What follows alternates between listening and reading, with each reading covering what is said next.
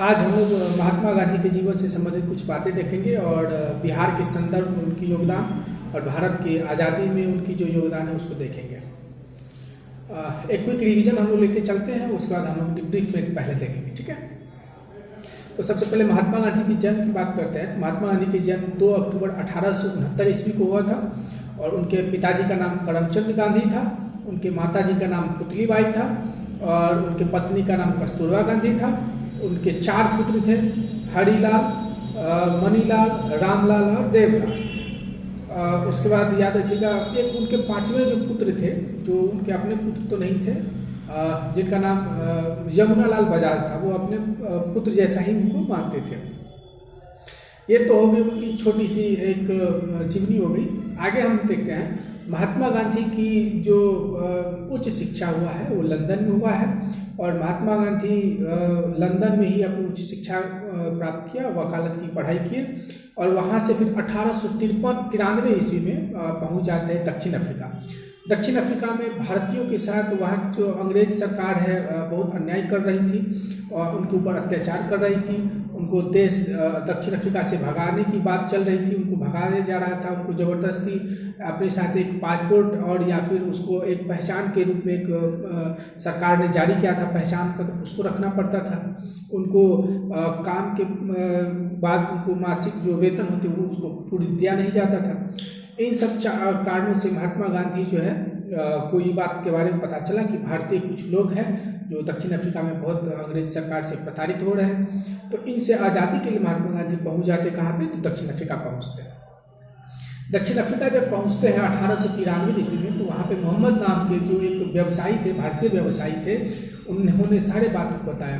फिर महात्मा गांधी ने वहाँ पे अंग्रेजी सरकार के खिलाफ वहाँ पे दक्षिण अफ्रीका में आंदोलन किए और महात्मा गांधी वहाँ पे जीत हासिल की और फिर वहाँ पे जो उनके भारतीय जो मूल के जो व्यापारी थे, कृषक वर्ग थे, उनको उसको अधिकार दिलाया। दक्षिण अफ्रीका में ही उन्होंने फिनिक्स आश्रम का भी उन्होंने स्थापना किया और उन्होंने फिनिक्स आश्रम का स्थापना करते ही उन्होंने वहाँ पे जितने भी लोग वहाँ पे उनके बेसहारा थे, जो इधर उधर भटक रहे थे भारतीय मूल के अंग्रेजी कानून से भटक करके, उन सबको एक रहने का आश्रय प्राप्त हो गया। उस वक्त उन्होंने दक्षिण अफ्रीका में ही टॉल्स्टॉय आश्रम का भी स्थापना करते हैं दक्षिण अफ्रीका में। जब ये उन्होंने इस तरह का कार्य वहाँ पे किए दक्षिण अफ्रीका में, तो इनकी चर्चा चारों तरफ फैल गई और महात्मा गांधी की चर्चा भारत में पूरी तरह से फैल गई।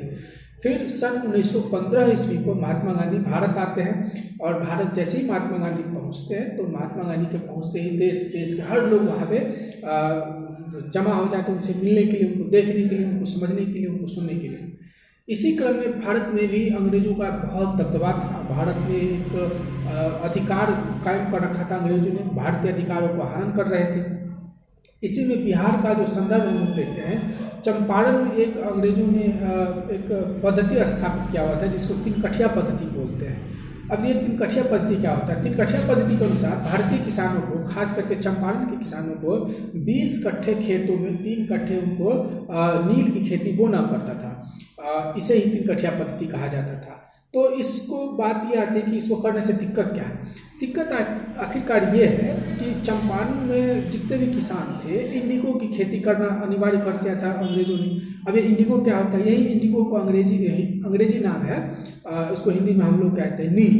नील की जो खेती है ना, इससे क्या होता है, जमीन की जो उर्वरा शक्ति है वो कम हो जाती है। इससे क्या होता है कि अगर 1-2 साल लगातार उस पर नील करते रहे तो फिर उसकी जो भूमि है वो बंजर हो जाती है, उस पर दूसरा फसल की उपज नहीं हो पाता। लेकिन कपड़ा जो रंगने का जो काम होता था, नीला कलर, तो नील से ही प्राप्त होगा और किसानों को उससे अत्यधिक पैसा मिलता था, अत्यधिक उसको बेनिफिट होता था, जो कि पूरी तरह से भारत को बर्बाद करना ही चाहता था और भारत की अर्थव्यवस्था को एकदम तहस नहस करना ही चाहता था। इसलिए वो इस तरह के हथकंडे अपनाते थे। तो बिहार में जो इस तरह का जो पद्धति चल रहा था, 3 कठिया पद्धति, तो इसके बारे में, इससे जो है भारतीय किसान बहुत ही दयनीय स्थिति में पहुंच गए थे और इनसे निजात दिलवाने के लिए महात्मा गांधी से मिलने के लिए पहुंच जाते हैं कौन? तो राजकुमार शुक्ल। अब ये राजकुमार शुक्ल कौन थे? तो राजकुमार शुक्ल चंपारण के ही एक किसान थे जिन्होंने इस चीज़ को बहुत करीब से देखा और इसको महसूस किया कि किसानों की जो स्थिति बहुत दयनीय हो गई है। तो उन्होंने एक बार 1938 में उन्होंने एक बार ऐसा किया, सॉरी 38 नहीं, 1905 या 6 के आसपास में एक बार ये ऐसा किए भी थे, आंदोलन किए थे, लेकिन वो आंदोलन असफल रहा। फिर महात्मा गांधी से मिलने के लिए चंपारण पहुँच राजकुमार शुक्ल पहुंच जाते हैं। कहाँ पे? तो गांधी से मिलने के लिए साबरमती आश्रम पहुंच जाते हैं, जहाँ पे महात्मा गांधी पहुंचे हुए थे। महात्मा गांधी से जब राजकुमार शुक्ल मिलते हैं तो उन्होंने सारे बात उसको बताए और बिहार आने का निमंत्रण देते हैं। उस वक्त होता क्या है, उनके गुरु महात्मा गांधी के गुरु जो थे उनका नाम था राजकुमार शुक्ल। राजकुमार शुक्ल ने महात्मा गांधी के जो गुरु थे, राजनीतिक गुरु जिनको मानते थे, गोपाल कृष्ण गोखले थे। राजकुमार शुक्ल नहीं, गोपाल कृष्ण गोखले। गोपाल कृष्ण गोखले जो है उनको एक सलाह देते हैं, महात्मा गांधी को एक सलाह देते हैं कि आप अभी भारत की स्थिति को समझिए, उसके बाद ही जो है आंदोलन में आप उतरिए। पहले भारत की जो राजनीतिक स्थिति है उसको समझिए, भारत की जो सामाजिक स्थिति है उसको समझिए, भारत की जो मूल जो कारण है, भारत इतना पिछड़ क्यों गया, अंग्रेज का जो इतना ताकत जो मिलती है कहाँ से मिलती है, यानी पूरी तरह से ये समझ लीजिए कि बिहार और भारत के बारे में पूरी तरह से पहले जानकारी इकट्ठा कर लीजिए कि आखिरकार वो अंग्रेजों की कौन सी कमजोरी है जिससे अंग्रेज इतने डर रहे हैं, या अंग्रेजों की कमजोरी के अलावा ताकत क्या है जिसकी वजह ये इतने उछल रहे हैं, और भारतीयों की क्या कमजोरी है जिसके फायदा अंग्रेज उठा रहे हैं। तो महात्मा गांधी इन्हीं शब्दों को जो है अपना मूल मंत्र बना लिया और भारत में जो है जगह जगह पे घूम घूम करके इन सब चीज़ों की जानकारी एकत्रित कर रहे थे। इसी क्रम में जब 1915 में से लेकर के 1917 2 साल तक बस इन्होंने यही काम किया। 17 में महात्मा गांधी से मिलते हैं कौन? राजकुमार शुक्ल, और भी बहुत से लोग उनसे मिलते हैं और उनको सारी बात भी बताई जाती है। और महात्मा गांधी पहुंच जाते हैं 1917 ईस्वी को कहाँ पे? चंपारण। तो महात्मा गांधी को चंपारण आने का निमंत्रण कौन देते हैं? तो राजकुमार शुक्ल करते हैं। उनके साथ जो है और भी एक व्यक्ति थे। आगे चलते हैं। महात्मा गांधी जब चंपारण पहुंचते हैं तो महात्मा गांधी चंपारण पहुंचने के साथ साथ उनके साथ रहते हैं कौन कौन? तो राजेंद्र प्रसाद, डॉक्टर राजेंद्र प्रसाद, जो हमारे भारत के प्रथम राष्ट्रपति भी थे और पहले जो है हमारे जो है लोकसभा के हमारे जो संविधान सभा के जो है अस्थायी अध्यक्ष भी थे। तो राजेंद्र प्रसाद भी हमारे पहुँचते हैं कहाँ पे? राजकुमार शुक्ल के बुलावे पे। कहाँ पे? तो चंपारण पहुँच जाते हैं। चंपारण पहुंचने के बाद उन्होंने बहुत तरह की बातें सुनी, किसानों से समझी कि आखिरकार समस्या क्या है। समस्या सुनने के बाद महात्मा गांधी ने एकदम आंदोलन के तौर पे कहा कि नहीं, ये तो अनुचित है, किसान को उनके मर्जी के खिलाफ खेती नहीं करवाया जा सकता है, उनको जिस चीज़ की फसल होगी वही करवाएंगे।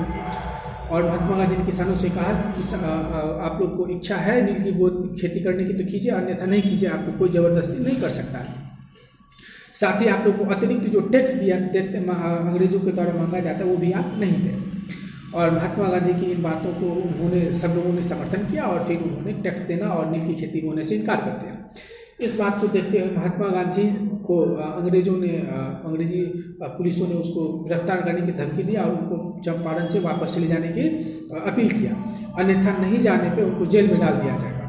तो महात्मा गांधी ने इसके बारे में उसके उत्तर में जवाब दिया कि आपको जो करना है कीजिए, हम तो जो है ये मेरा अधिकार है, हम अपनी शांति से अपना अधिकार के लिए मांग रख सकते हैं, सत्याग्रह कर सकते हैं, अहिंसा के साथ हम चल सकते हैं, जिसमें किसी की कोई हत्या नहीं होगी, किसी को किसी तरह का नुकसान नहीं होगा।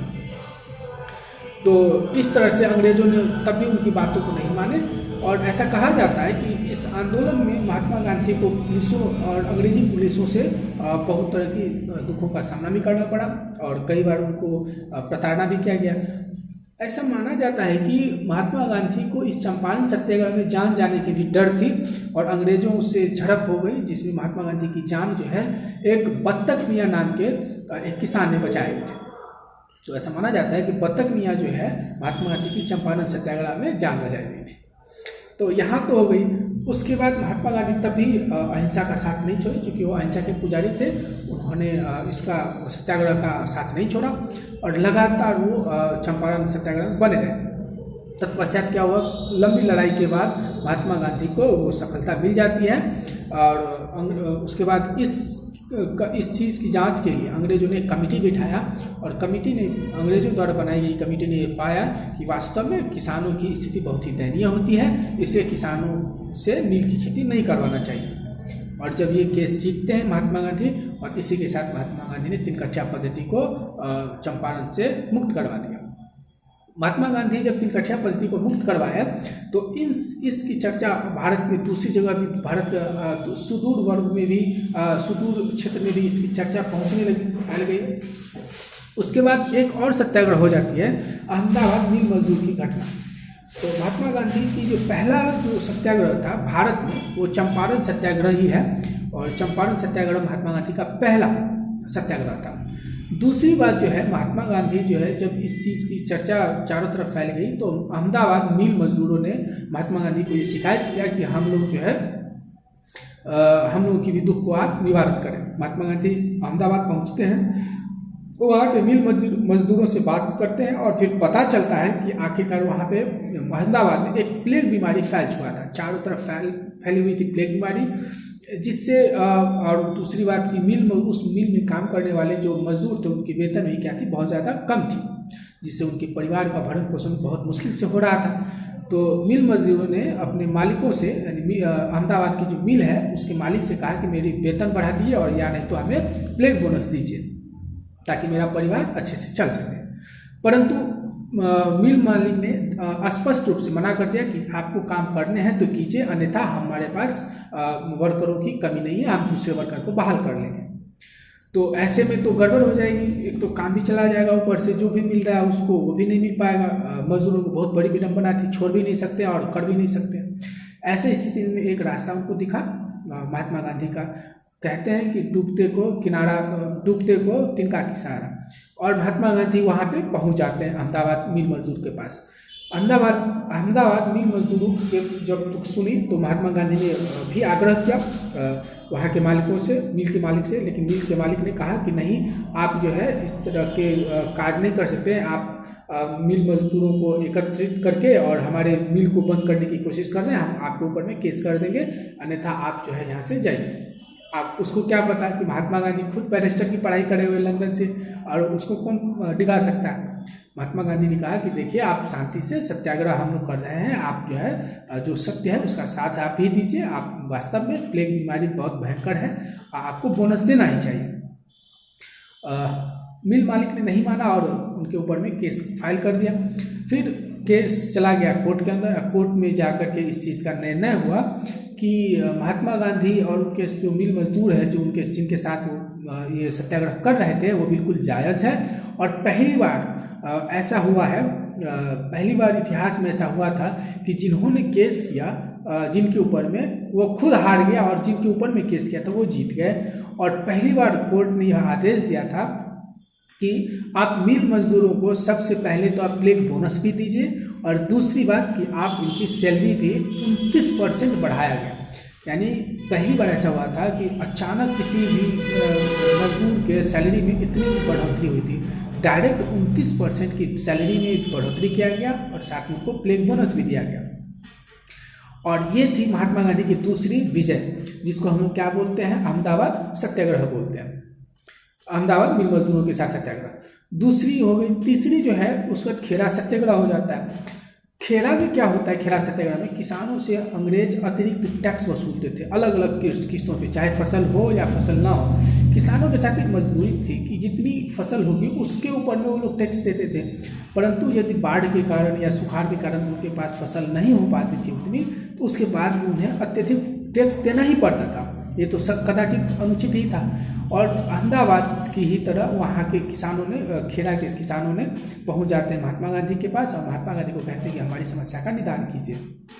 महात्मा गांधी फिर से इसकी कमान संभालते हैं और फिर वहाँ पे खेड़ा सत्याग्रह भी करते हैं और फिर महात्मा गांधी वहाँ भी क्या हो जाते हैं, जीत जाते हैं। जिससे क्या होता है, महात्मा गांधी की इस वजह से क्या होता है, वहाँ के किसानों को जो अतिरिक्त टैक्स अंग्रेजों को देना पड़ता था, जिसको लगान बोलते थे, अतिरिक्त लगान जो देना पड़ता था वो उसको बंद हो गया।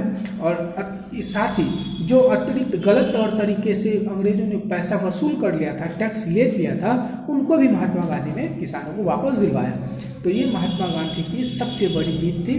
जो टैक्स ले चुका था उनको भी वापस करवा दिया अंग्रेजों से। तो महात्मा गांधी की प्रारंभिक जो 3 सत्याग्रह थे, चंपारण सत्याग्रह, उसके बाद खेरा सत्याग्रह और उसके बाद जो है अहमदाबाद मिल मजदूरों की सत्याग्रह, ये तो गई महात्मा गांधी की। उसके बाद महात्मा गांधी की ये 3 सत्याग्रह थी। उसके बाद महात्मा गांधी यहीं पे रुकते नहीं हैं और महात्मा गांधी की जो इस तरह की सत्याग्रह है लगातार लगातार लगातार बढ़ते ही चला गया। उसके बाद हम लोग आगे थोड़ा सा और पढ़ेंगे, तो महात्मा गांधी के बारे में और कुछ हम लोग पढ़ेंगे। इससे पहले आपको यह हम बता दें कि महात्मा गांधी उसके बाद सामाजिक कार्यों में भी दिलचस्पी लेते थे और उसके बाद महात्मा गांधी ने अपने एक ही कपड़े में अपने जीवन गुजारने का भी निर्णय ले लिया, क्योंकि जब देश में घूमे तो देश की गरीबी और देश की जो जनता का स्थिति था उसको देख करके महात्मा गांधी का दिल पसीज गया और फिर उन्होंने कहा कि अब जैसे उनका एक नियम बन गया था कि एक धोती खरीदते थे तो उसको धोती को 2 भागों में बांट लेते थे, एक को एक दिन पहनते थे, दूसरे को दूसरे दिन पहनते थे और ऐसे सिर्फ एक धोती में अपनी पूरी जीवन गुजारते थे। आगे बढ़ते हैं महात्मा गांधी, उसके बाद आगे बढ़ते ही क्या होते हैं कि असहयोग आंदोलन करते हैं। फिर महात्मा गांधी और क्या करते हैं तो सभी ने अवज्ञा आंदोलन करते हैं। महात्मा गांधी उसके बाद और क्या करते हैं तो अच्छा एक चीज़ और समझा देते हैं आप लोगों को कि महात्मा गांधी असहयोग और सभी ने अवज्ञा आंदोलन तो करते हैं, साथ में इससे पहले जो है आपको एक 3 कठिया पद्धति के साथ में एक और ये है जिसको हम लोग नमक कानून बोलते हैं। तो नमक कानून के बारे में बोलते हैं जिसको हम लोग दांडी यात्रा के नाम से भी जानते हैं। अचानक अंग्रेजों ने क्या किया